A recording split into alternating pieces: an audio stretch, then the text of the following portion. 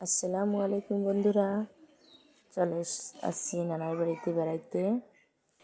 তো নানার বাড়িতে এসে দেখি অনেকগুলো লটকো গাছ, যে এত পরিমাণে লটকন ধরেছে দেখে মাথা নষ্ট। যদিও অনেক ছোট ছোট গাছগুলো চিকন চিকন ডাল, দেখুন সেই ডালে কত সুন্দর লটকন ঝুলে আসছে। দেখুন ওই দিকের গাছটায় আরও অনেক চিকড়ি হয়েছে।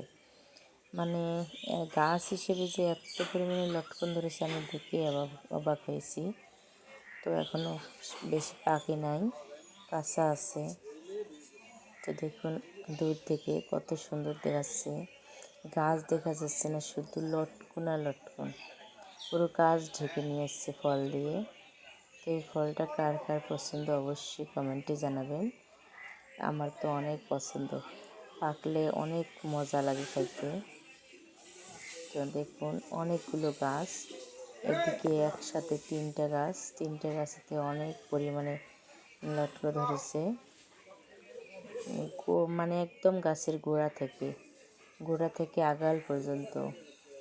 দেখুন কত চিকন একটা গাছ, অথচ কত সুন্দর লটকন ঝুলে ঝুলে আছে।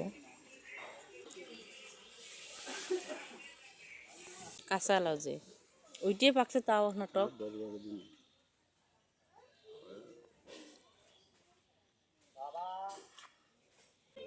এইদিকে আরেকটা গাছ আছে, এটাতে অনেক বড় বড় লটকন এবং পাকছে। তো আমার একটা ভাইকে আমি বলবো পেরে দিতে, দেখতে থাকুন কত সুন্দর লটকনগুলো ঝুলে আছে।